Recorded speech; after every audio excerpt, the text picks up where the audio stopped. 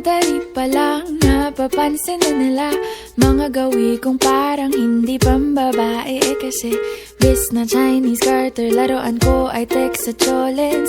Tapos kajamin ko lagi noon mga sigang lalaki sa amin.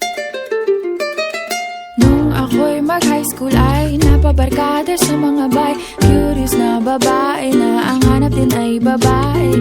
Sa halip na makeup kit, bit-bit ko ay gitara. Tapos pormahan ko lagi ay long sleeves na t-shirt at faded na lonta.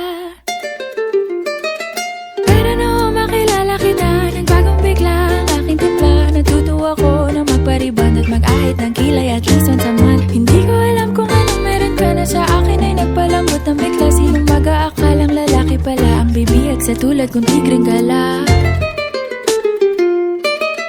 Kahit ako'y titibok-tibok, puso ko ay titibok-tibok pa rin sa'yo. Isang halik mo lamang at ako ay tinatablan. At ang aking pagkababae ay nabubuhayan na para bang bulaklak na namumukadkad. Dahil alaka mo sa dilig at katamtamang sikat ng araw-araw mong pag-ibig sa aking buhay nagpapasarap.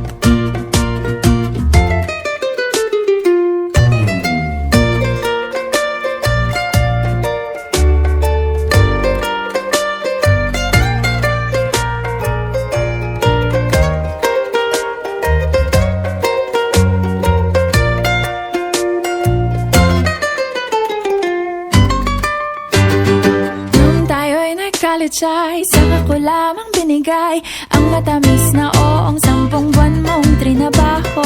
Sa halip na tsokolate at tipikal na mga diskarte, nabihag mo ko sa mga tula at sa mga kanta mong pabebe. Kaya nga noong makilala kita, alam ko na agad na mayroong himala. Natutuwa kong magtakong at napadalas ang pagsuot ng bestidang pula. Pero di mo naman inasam na ako ay magbagong tuluyan para patunayang walang matigas na tinapay sa mainit na kape ng iyong pagmamahal.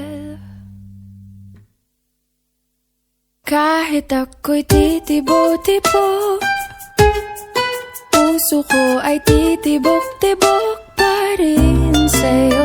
Isang halik mo